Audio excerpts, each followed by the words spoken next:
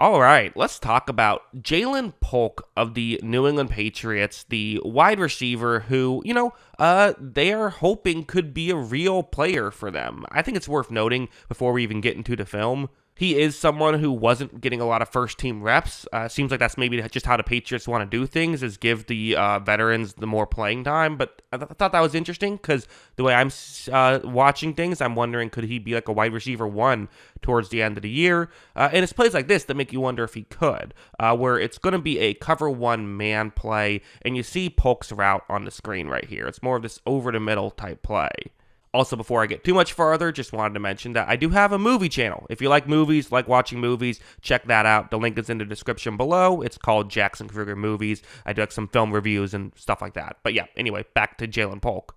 When this play begins, you see how Polk is going to go for more of an inside move and really gets the inside leverage right away against this Washington Commanders player. That's good right off the bat. But then you're going to see really kind of one of the big benefits of his game.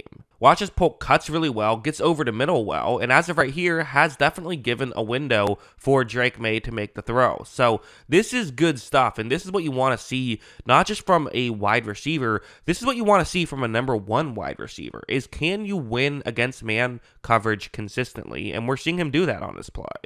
You also see Drake May makes this throw, so good job by Drake May. Also, on a bit of a completely unrelated note, it does throw me off when I see a quarterbacks with the same number that a different quarterback has had recently. The fact that Mac Jones was 10 and Drake May is 10, wears 10, obviously they're very different play styles. They look different, but it still mentally always takes me a second now. So, unrelated. Just wanted to bring that up. But yeah, I mean, good stuff here by Ja'Lynn Polk. This play was interesting. So it's a 2nd down and 7 situation, and for Polk, he's going to have just a pure one-on-one matchup on the outside. It looks like there's two safeties deep, but that's a bit of a disguise. Polk will be purely in a one-on-one situation on the outside. Right off the bat, Brissett, who is the quarterback on this play, looks over, and it's not like Polk is wide open or anything. Like, I don't know, the defender seems to be in a pretty good position as of right now, but what are you doing in this situation if you're a quarterback? Well, give him a chance. Throw it up there and see if it works out.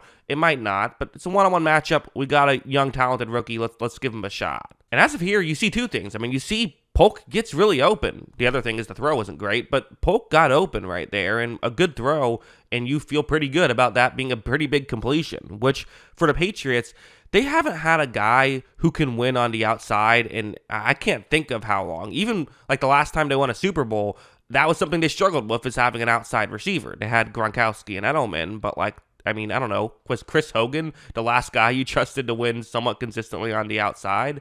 But he certainly wasn't really a downfield guy either. So having someone who can win in this situation, it's been a while since the Patriots have had that. It's why they drafted Tyquan Thornton. He didn't really work out. It's why they added Devontae Parker, who, not a bad player, but hasn't done exactly what they want. I think they're hopeful now that Polk can finally be the guy who can do that. He did on this play, even if it wasn't a perfect throw. Speaking of imperfect, though, there were things like this that I didn't think were necessarily wins by him. It's a one-on-one matchup on a 3rd down and 7. Another one of those, hey, big time plays. You want your number one receiver to be winning here. Instead, you're kind of going to see him really, go out, and he's not doing a ton, I would say, on this one. It almost doesn't even seem like he's running as hard as he can on this play. And this is something I've noticed a decent amount, is it feels like these underneath routes, young players in general tend to not quite be as good at these types of plays for whatever reason. But as of right here, again, just talking about the pros and the cons, this is certainly one you put in the, not good play category, I would say.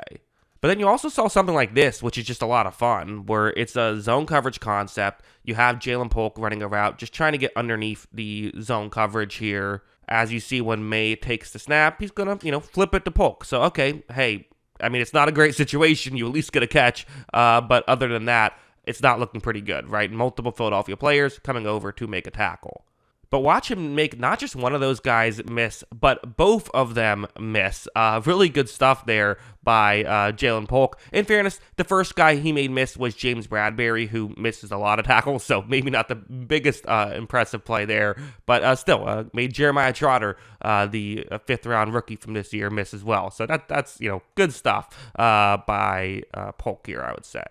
And then also just something like this, where it's going to be a zone coverage play. You see his route, just running a curl route, trying to get into a gap in coverage kind of underneath. Nothing fancy. When this play begins, you're going to see that Bailey Zappi, the former New England Patriot at this point, looks over there. And, for Polk, he's running this route very well, right? Not giving away what he's doing. So then when he cuts, he is able to get open, gains 5 yards or so. It's nothing crazy, nothing fancy. But again, these plays do add up. Having someone who, even if he's not a superstar, if he can just be a guy, you would still, you still like that. It's still something that can definitely work out. I also just think that like being able to do this stuff is going to have impacts in other ways, right? Even if this play, it's okay, turning a 1st and 10 into a 2nd and 5, which is still helpful, but isn't the biggest deal in the world. You have to wonder how many, times there's going to be, you're turning a 3rd and 2 into a 1st down, or even just using this to get more than just 5 yards, right? You just have to assume that this type of thing will work at the NFL to get more than what it did on this one. So yeah, those are my thoughts on Ja'Lynn Polk as a whole. Is that I thought he played well, right? Nothing otherworldly. I think if the hope is he can come in and be a number 1 wide receiver, for one thing, that's just kind of tough expectations for a guy who you're expecting to be, his 2nd round pick, come in to be a number 1 wide receiver. It happens. It certainly does happen, and it's something that's possible. It's why I like making these kind of draft picks, but it's not something you can just expect to happen.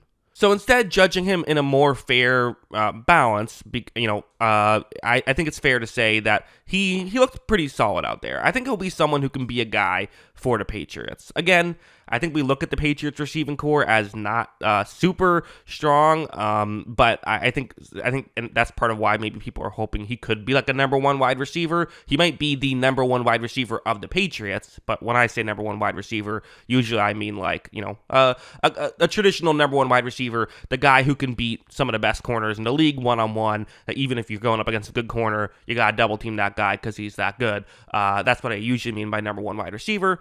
Can Polk be that? It might be that might be too much to ask for. But can he be a quality player?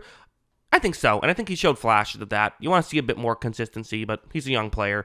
We'll see what happens. I think he should at least be a player for them, though. So, yeah, those are my thoughts. What are yours? Let me know in the comments below. Always love hearing from y'all. And, of course, as always, thanks for watching.